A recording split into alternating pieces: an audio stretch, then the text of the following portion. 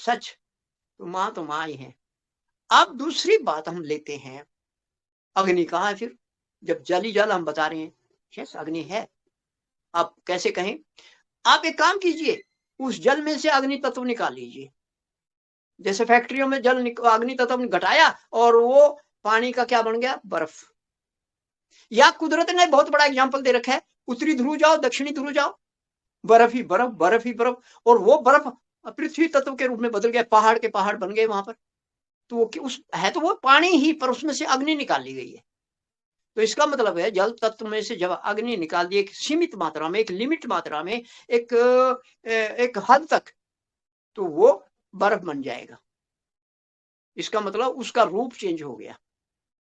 यहां एक बात और आपसे बात कर लें, जो अग्नि तत्व है उसकी तन मात्रा एनर्जी है, उसके कारण वो जहां भी जाता है रूप बदल देता सबका।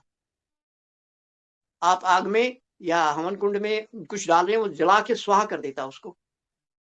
तो ये इस पानी का इसने क्या बना दिया? बर्फ बना दिया। तो वो बर्फ भी तो जल, उसमें भी अग्नि है अभी, पर 100% नहीं निकला वहां से भी, वहां अग्नि है। अब इसका दूसरा स्वरूप और देख लीजिए, उस पानी, उस बर्फ के अंदर अग्नि बढ़ा दीजिए, वो पानी बन जाएगा वापिस। अब और अग्नि बढ़ा दीजिए, ये उबल के भाप बन जाएगा, वो वायु तत्व हो गया। और कहां जाएगा? आकाश में जाएगा, आकाश तत्व हो गया। देखिए इस जल के, अग्नि के कारण कितने स्वरूप बदल रहे हैं।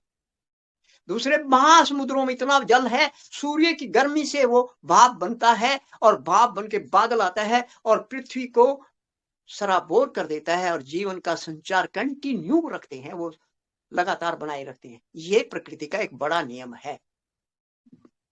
अब ये बात भी हो गई, तो ये सिद्ध हो गया कि जल नाभि में जल है, जल में अग्नि भी है और पृथ्वी भी है। तो इस प्रकार हम ये प्रूव, हम ये नहीं कहते, माँ ने भी बताया है, अपने कुछ टॉक्स में बताया है, तो मगर हम इसको साधारण रूप में, जैसा कि हमारी जितनी बुद्धि है, मैं तो उतनी ही बात कर सकूंगा, तो इतने के मुझे समझ में आया, ये बात आपसे शेयर कर ली।